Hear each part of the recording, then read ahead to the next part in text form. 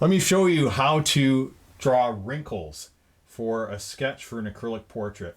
I'm working on a 20 by 24 commission portrait of a couple here, and initially I had traced it in, but now I'm refining the sketch and I'm working on the wrinkles here, and it's very, very complex, and the projection missed so much of the detail.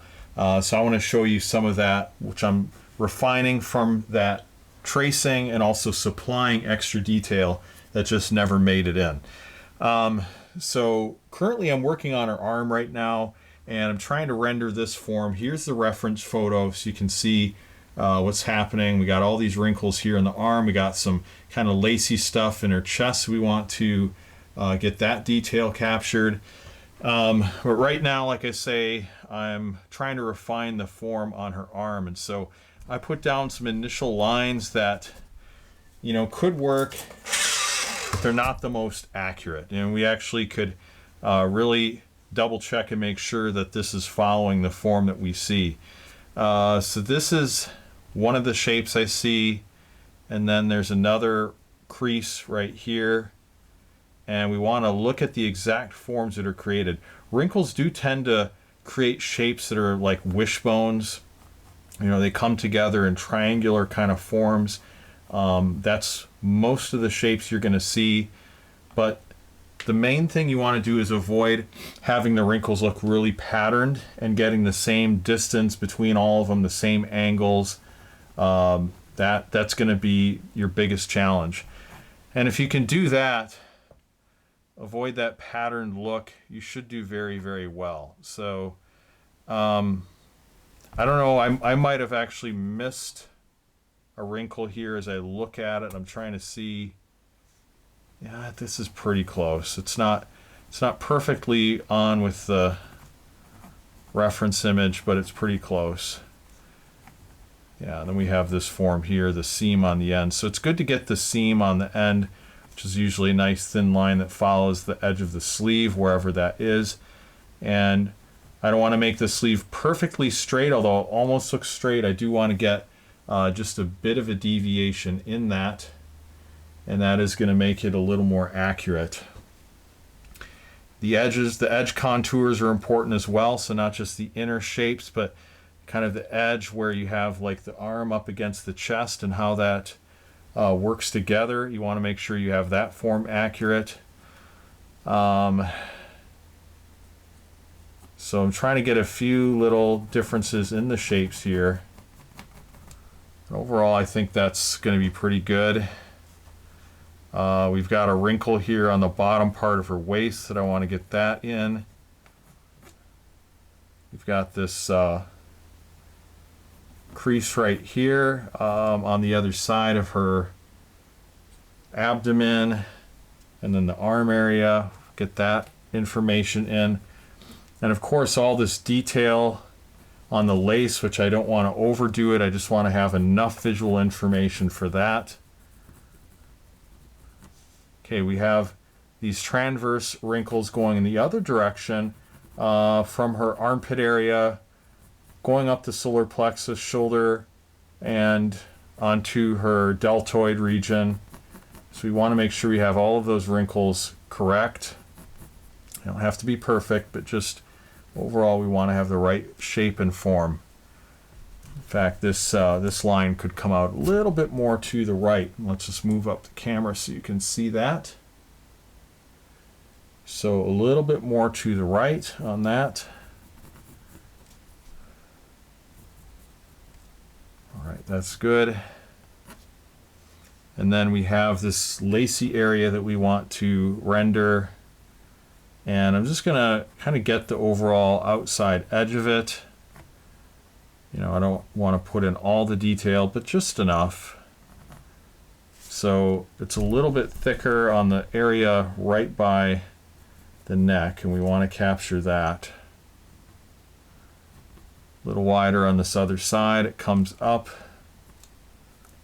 We have a few little deviations, and it gets a little thinner as it goes up there, so we'll show that form. The overall angle on the chest is important. You don't want it to go straight up and down. It has to follow the contours of her chest to look natural. That's a big part of creating wrinkles that look realistic.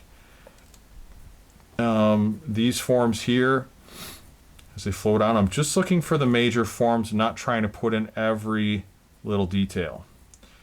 I try to work from simple to more complex. All right, so a few forms, and then we have a shape that comes down here. Yeah, this is going to cut in. Got that angle, and then it goes down there. And probably going to, and I'm just using reference marks, so I'm noticing that this line comes to a little bit below that part. And I'm just, again, looking at my reference photo and seeing where this reference mark here meets there and how much lower it is. That's a good way to draw realistically, give yourself some benchmarks, note that line there and say how much farther does this come in relationship to that, and then this bottom area. Just break it down kind of like fractions, and that gives you a really good estimate if you're on the right track. All right, so we have that. Does it have to be perfect? No, just kind of looking for the overall form. All right, so I think I pretty much have the main form here. It's possible I overdid it right there. Yeah, something like that. So that's what we're looking for there. Now we have a couple more creases on the bottom. And then while we're at it, let's work on the hands. And that'll just kind of be a little bonus area to this video. So we're going to work on the hands down here and just show you how to do that. So I had some visual information from the tracing, but missed quite a bit. I'm going to put in her fingernails. I really want to pay attention to the angles. Again, they're in perspective, and with fingers you want to make sure that some are longer than the others. Like the pinky here is going to be a little bit longer, or shorter than the other ones. And we want to put some information in like this ring and get the angle of the ring in there. That's going to be important. I'm using a burnt ochre colored pencil, or actually sienna brown. We'll just switch to a sienna brown.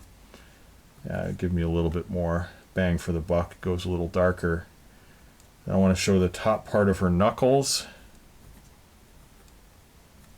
Fill these areas in between with this 50% gray. The negative spaces are very, very important.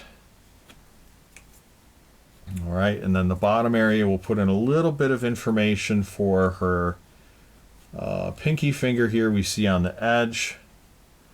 We're seeing the fingernail for that. Right there, we see the ring finger next. The hand is in perspective, being draped over her legs, so that really makes a difference in how we're going to look at it. We're not going to see it in its full width. We're putting in a couple of lines here, and then just trying to show some of the veins, transverse wrinkles across as it's being bent a little bit, some of the tendons in there. You know, all of that is important. And then a little bit of the separation right here between the arm and the leg.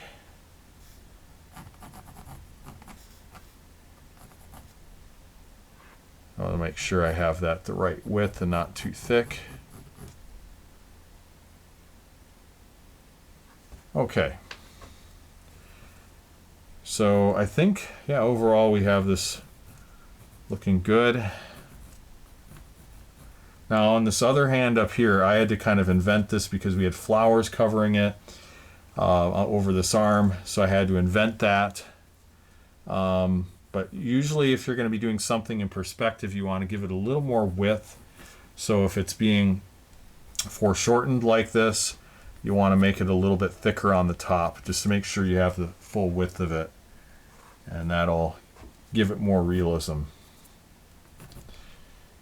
Okay, so I'm going to stop off here on this. Just want to again show you how to do some wrinkles on the clothing for a sketch for your acrylic portrait, and I gave you a little bit of a bonus here showing you how to detail the hands. So if you like this video, give it a thumbs up, subscribe to this channel for more videos like this, and check out my website realisticacrylic.com, where I have several tips, tutorials, and videos, free classes as well, downloadable PDF guides to help you become a better portrait painter. So check that out, and thank you so much for watching. God bless, and we'll talk to you soon.